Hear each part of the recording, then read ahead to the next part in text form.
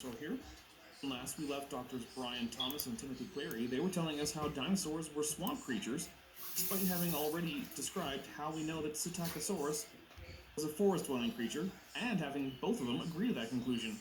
Who cares about lying when you're lying for Jesus? The very last thing we heard them say is that dinosaurs don't have nasal turbinates, which one, we shouldn't normally find fossilized anyway, and two, we have dinosaur turbinates despite that. So they're wrong. Anyway, let's see what we've got today.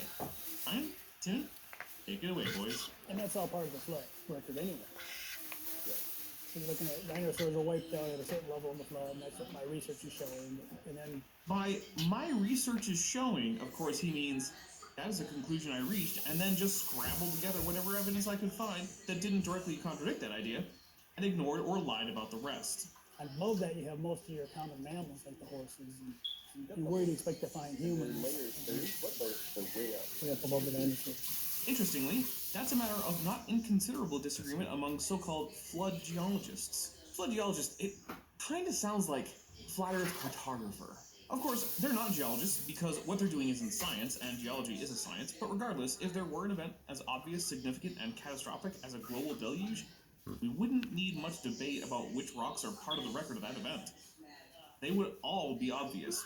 The reason they're not is that the fossil-bearing rocks are just like rocks forming today. They include the same kind of rocks that we see form now in rivers, at the bottom of lakes, in moraines, in marine lagoons, in deserts, etc. There's no obvious place to put the flood, because none of the rock looks like rock that could be easily assigned to such an event. So we get estimates of the flood boundary ranging from the end of the Carboniferous all the way up to the end of the Pleistocene, and every creationist has good reasons that every other option besides their own is impossible, for the simple reason that they're all impossible, as every geologist who actually does geology could tell you. Above the dinosaur layers. And in the post-flood world, you need to make a fossil. You got to have things buried fast and deep. Just faster than decay, which in many places is not very fast at all. And yes, fossils are forming today. Just look up subfossils, which are the remains of animals currently turning into permineralized fossils, but that have not yet completed that transformation. And that's the key. People forget you got to bury things fast and deep. And then it has to be water pretty quick. Otherwise, It'll dissolve. it'll dissolve in rock. Fun fact, dissolving the original bone is part of the typical process of fossilization. That's why most fossils are actually rocks in the shape of bones, not the actual bones themselves. So the fact that we even have a world full of continents that have rock layers, that have fossils, every continent has dinosaur fossils, really is powerful evidence for the flood. You know, except for the part where nearly all of them are in rocks that are verifiably not flood deposits. Hey, who cares if a flood actually deposits flood deposits? Maybe magic Bible floods can deposit huge salt evaporites by evaporating underwater or something. Yeah, that's it. Coming back around to answering your question, where would we look for evidence that humans and dinosaurs may have interacted in the past after the flood? It would be artifacts. Right. Right, like maybe a Troodon-toothed tipped arrowhead, or a Stegosaur thagomizer club, or a crown made from the skull of a Utah raptor. Maybe someone using sauropod femurs to hold up their house, or someone buried with a dinosaur skeleton that was a prized exotic pet, or as a sign of their strength as a hunter. Something like that would be pretty damn convincing. On the other hand, fantastical stories or art that only vaguely looks like a dinosaur if you squint and really want it to look like one would be really bad evidence. So let's see which kind of evidence we get, shall we? It would be records. It would be artwork that our ancestors did. I'm sure we're about to see some really cool, very accurate dinosaur art from the past that shows conclusively that medieval people were beset by baryonyx, troubled by Tyrannosaurus, vexed by Velociraptor, hassled by Hadrosaurs, and afflicted by Apatosaurus, right? And so we have that on display, some of it, here at the Discovery Center. Right behind you over there. Behind you, right. And so, boy, now most dragon legend artwork really is legendary. It's like imaginary creatures. Most of it is like, well, you don't know anything alive today that looks like that. You don't know anything extinct known from fossils that looks like that.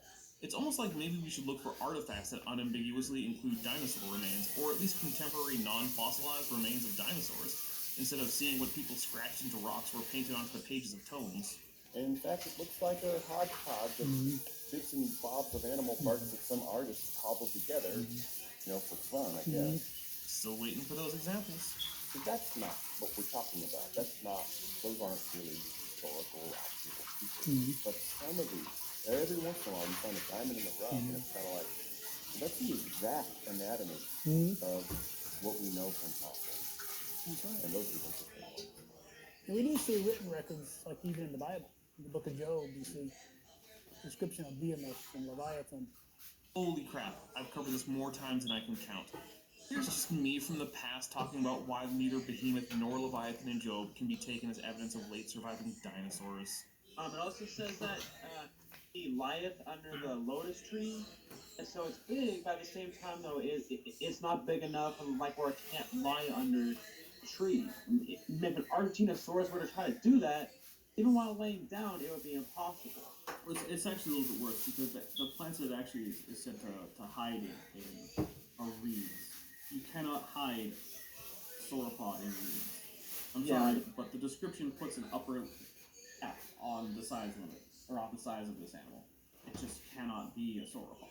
And it also says how that doesn't say he has a tail that looks like a cedar tree. It's an action verb, not an adjective. Actually, the sauropod tails only look like American cedars. They don't look like Middle Eastern cedars, because those are different species.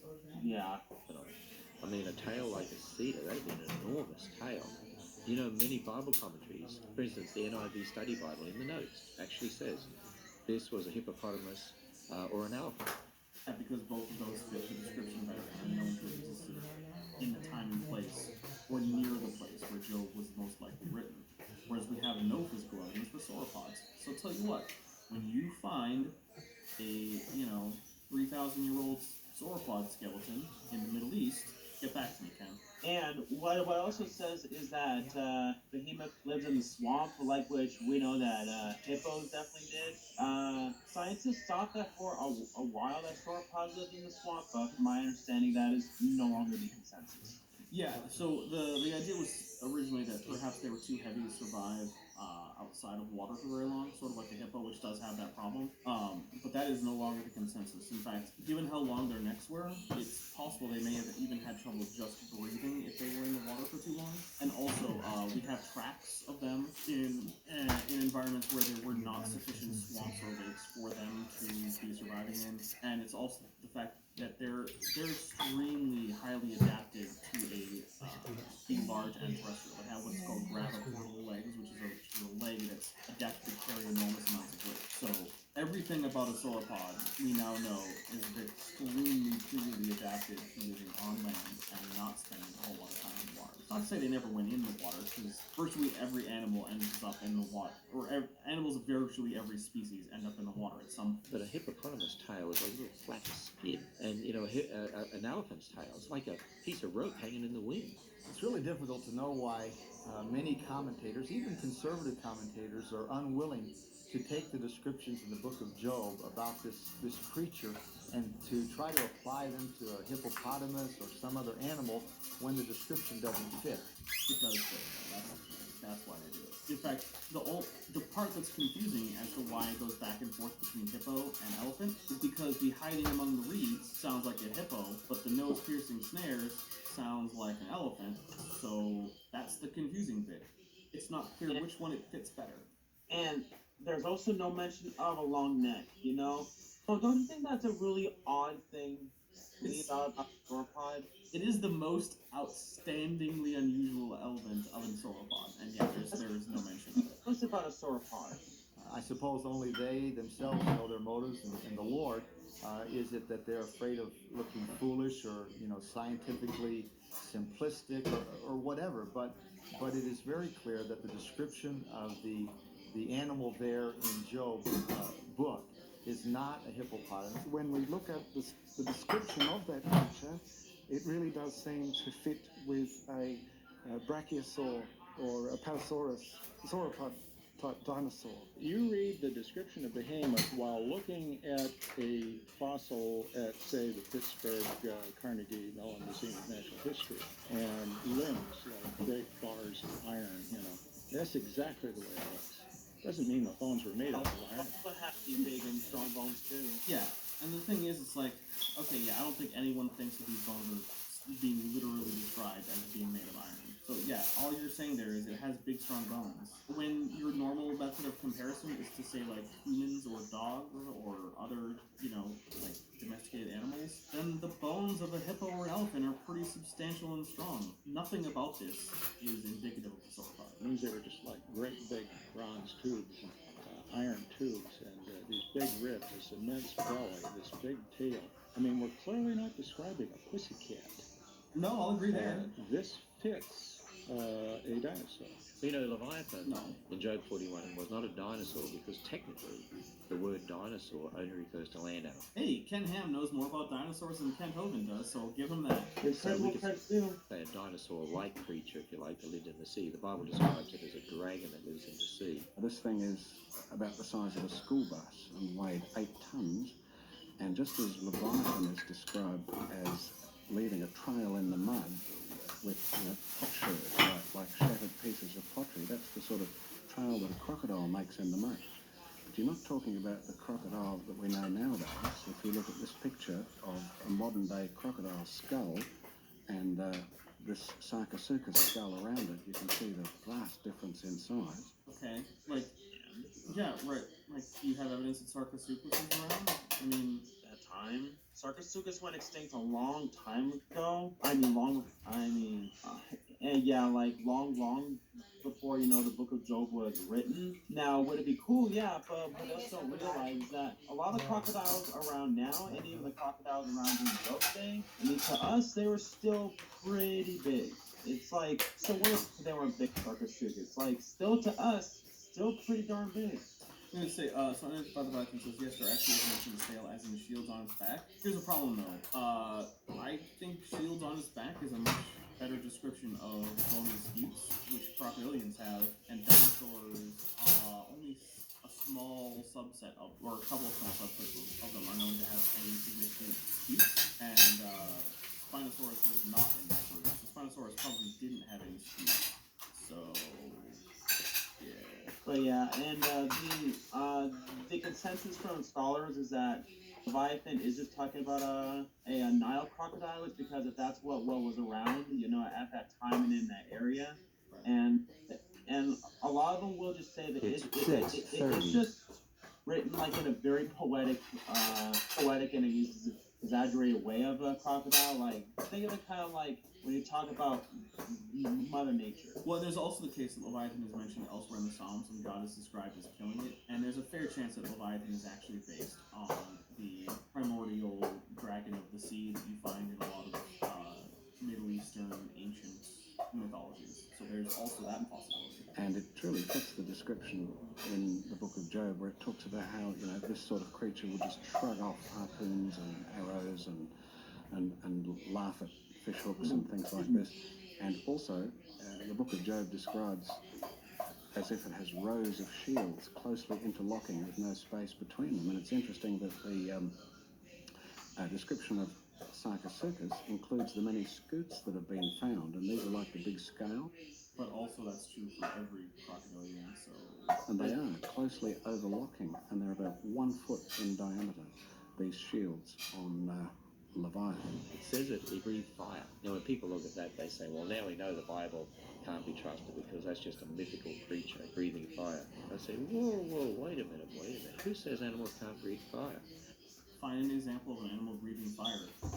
Or find evidence that any animal did. Well, he's going to bring up, I know he's going to bring the bone bitter beetle, but that's, it does breathe out like some sort of smoke from its rear end, but it's still not fire. It's not, and the thing is, it requires very specific modifications to the anatomy, which in a beetle can be fairly cryptic because all the soft anatomy is on the inside. But that's not the case for, tetrapods. This kind of anatomy should be something that we would actually see some evidence for. Because dinosaurs doesn't have a lot of extra space to have sacs full of flammable chemicals. So it should have some skeletal mark that there were such things. Think about it. Yeah. We have a little beetle called a bombardier beetle There it that is. can mix chemicals like hydroquinone and hydrogen peroxide together and blast out hot gases at 212 degrees Fahrenheit to put a frog off its lunch. You look at the electric eel, the ability to electrocute. You look at the spitting cobra that uses a huge gust of air from its lungs. No one is arguing that animals can't use projectile weapons. It's not the argument anyone's making. But the huge difference is that eel and a corvid do not spit out fire. Right. Well, and the thing is like, okay, well, let's say that the dragon breathing fire is a legendary exaggeration of some more likely process, like spitting venom or spitting some hot liquid chemicals. Okay, great. But then that means that any of the other aspects of dragons that you think make them look like dinosaurs can also be exaggerations on some non-dinosaur animal. So it means that you cannot take these legends seriously as accurate descriptions of animals. So it's kind of a self-defeating point to make, but okay. To really create an aerosol type effect for its venom that shoots out and will hit the eyes of attackers or enemies. You start looking at some of these things, you're like, okay, is it possible that these eyewitness accounts really did have some evidence behind it? Interestingly, the snout of Sarcosuchus had a bulla, some sort of a hollow cavity of some sort at the tip that nobody knows exactly what it was for. He is trying to argue how, because of the skull looks, therefore it breathes fire. Right. So basically, I think the point is like, okay, so there's this little notch near I think it's near where the premaxilla interfaces with the maxilla. So you're saying that Sarcosuchus had flammable chemicals in fleshy pouches dangling from the bottom of its mouth? I guess I can't say it's impossible, but it seems like a very bad plan.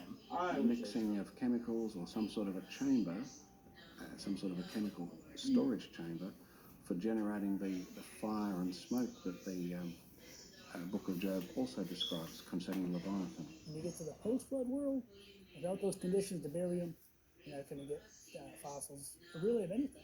I'm going to need a citation for that one. You don't see fossils. You see some Ice Age fossils.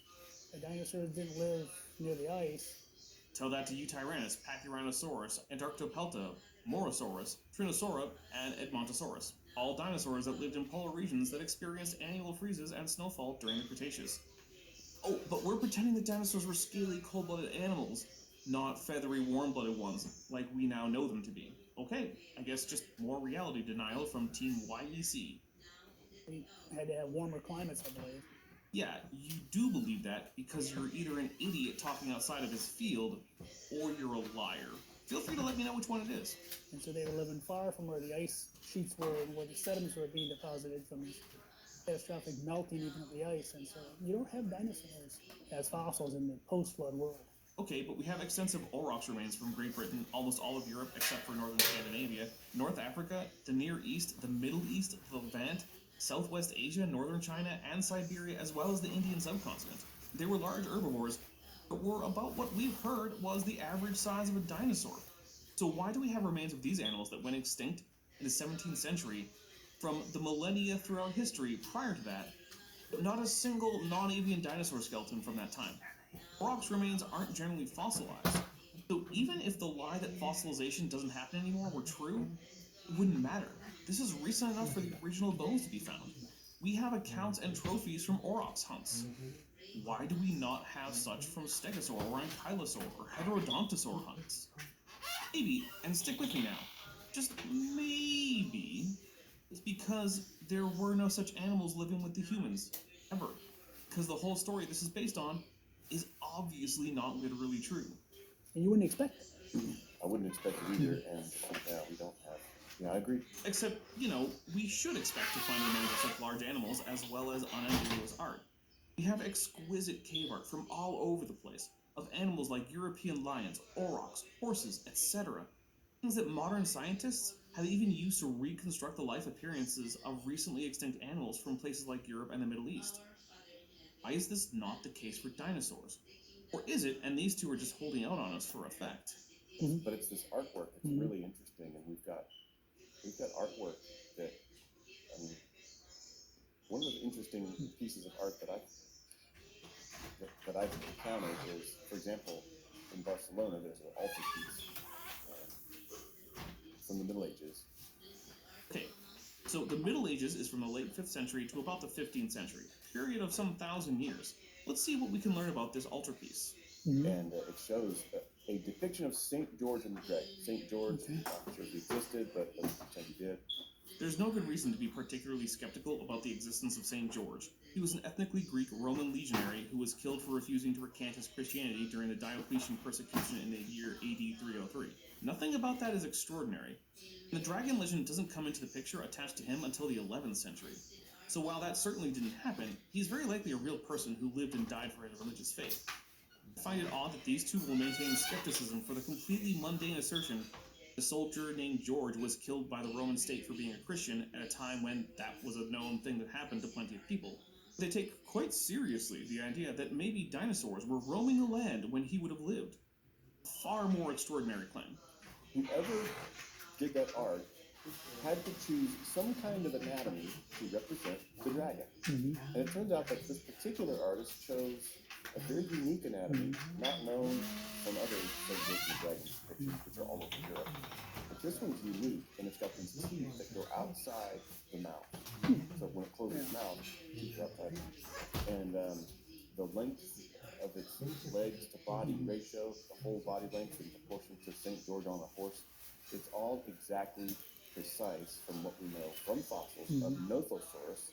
Yeah, it's exactly like Nothosaurus, except, for the placement of the nostrils, the number of toes, the vertical positioning of the legs, the curlicued tail, and the fact that the animal in the drawing has mammalian ears. Other than that, sure, it's just like a Nothosaurus. Which, by the way, isn't a dinosaur. It's more closely related to a turtle than to a dinosaur. Weird how the artist, presumably having seen humans, horses, and Nothosaurs, gets so much wrong on the Nothosaurus. Or maybe, given the mammalian ears on this guy, this is just another one of those fanciful chimeras. Which, it is. Yes, the jaw shape is also wrong. The dentary of Nothosaurus dips ventrally, starting at the posterior end before rising dorsally again about 2/3 of the way along the length of the bone. The teeth are not uniform in size, with only the anterior-most teeth being the large ones that would likely have poked out of the mouth. In short, if this is a Nothosaurus, it's a really crappy depiction of one. Which is surprising given how accurate the horse is right down to the limb musculature. Which is in rock layers below dinosaur rocks. But what we've been saying all along is that the flood deposited dinosaur rocks and the layers below it. Correct. And all these layers were deposited in just 1 year. And we've been saying that, believing that for a long time. So it makes sense that not just the dinosaurs, but these other extinct reptiles would have gone on board the Ark too. Except that according to ICR, Nothosaurus would not have been on the Ark because it wasn't a land animal. It was a Sauropterygian. They were a group of aquatic reptiles that included the plesiosaurs. Why would it be on the Ark? Did Noah also take whales on the Ark? And even mammal-like reptiles that we see buried in rock layers sometimes above dinosaurs. So, breaking news! Modern Synapsid thinks that synapsids living with dinosaurs is somehow controversial. So when we see artwork that looks like, this creature lived. This creature lived right on through up until the Middle Ages. Because someone knew the exact anatomy. I would love to see such artwork, but so far I got something that doesn't look like a nothosaur and has mammal ears. This is not exactly compelling. In many of the depictions, actually, the legs coming straight down. Like we talked about at the beginning, for dinosaurs. For these dragons, and for some of these dragons and things, you see many of them have their legs coming straight down. All the anatomy. And so, people, if they were doing reptiles today, they would draw them sprawling. Okay, but Nothosaurus should have had sprawling hind limbs at least, and that art didn't. So I'm not seeing the consistency here. Maybe some examples of these cool erect-limbed dragons is in order. But kind of the second part of that question is, who in the Bible may have actually seen or interacted with dinosaurs? Any biblical character who existed could have seen and probably interacted in some way with birds. I don't care about their opinion on this, so we're moving on. Good dinosaurs, flying reptiles, spitfire. I don't know for certain if any animals ever breathed fire. There's absolutely no reason to think that any of them did. So until actual physical evidence of such an animal is presented, the conclusion I must reach is to say that they almost certainly did not breathe fire. Like in the Job 41, it talks about Leviathan, and like these like the flying reptiles. Fiery flying serpent, and Isaiah. Here's the thing, we know what a fiery flying serpent is in the context of biblical Hebrew because we have carvings of them from the time and place of the writing of the text. They were four-winged cobras. So unless ICR wants to show us a fossil cobra with 4 bird wings attached, this is dumb. So we do have bioluminescence, and we do even have sea creatures are, of course, lots of sea creatures. make their own light. Even sharks glow, have their bellies glow. Well, no known tetrapod has bioluminescence, so unless these two chuckleheads can find one, this doesn't really explain away the fire breathing. Also, while there are some bioluminescent sharks, it's not exactly a trait of all sharks. So bioluminescence is really awesome. You know, it shows us that God can build a, you know, living structure that can make its own light. Why couldn't he build? We also have electric eels, showing God can build biological structures that shoot out electricity. Why not have one that shoots fire? I don't know. Maybe because the inside of tetrapod mouths aren't very fireproof? Something you might know if you ever ate a pizza that was too hot and burned that ridge just behind the front of your teeth. Also, cool hypothetical, but there's no evidence for it, is there? And that's what we have in Job 41, Leviathan. It's a sea dragon type thing that could breathe fire. That's what the text says. And for us to say, no, it couldn't do that, is for us to pretend like we were there and we have some kind of observational evidence against what the eyewitnesses wrote down for us. They knew, they were there. God can do it, and so I believe it. Ah, so the evidence is that it's just an interpretation of a book that he likes.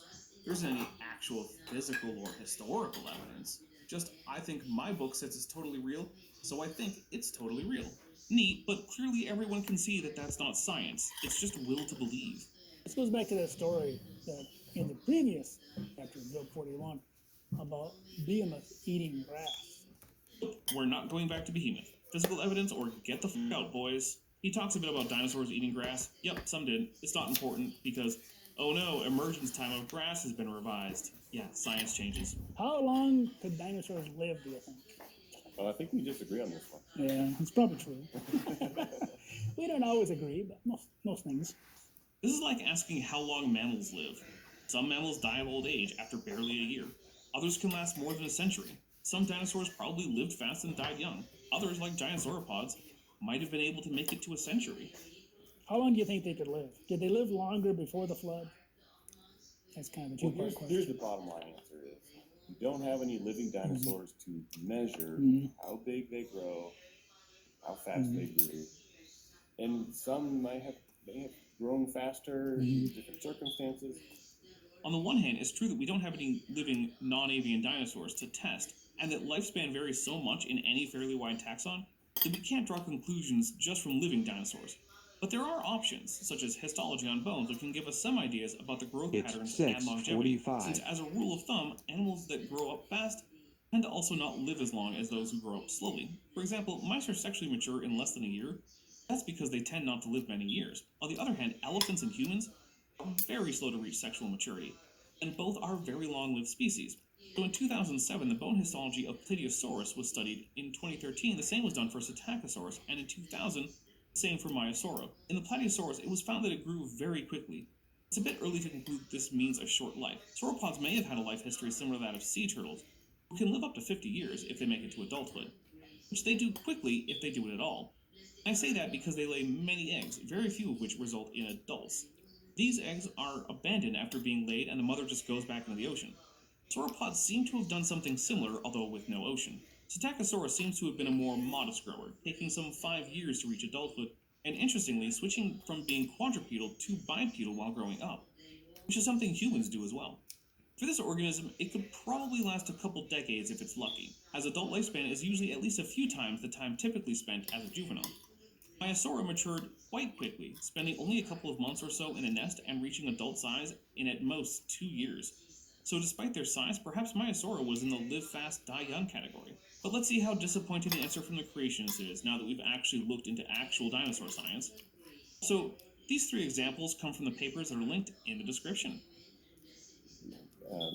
Maybe the males grew faster and bigger, and the females not so much, or vice versa. So this is generally pretty unlikely. Both sexes almost certainly hit sexual maturity at about the same age, because otherwise some juveniles would require more parental care in those species that provided it, or would spend significantly longer in vulnerable juvenile stages in those species that did not provide significant parental care.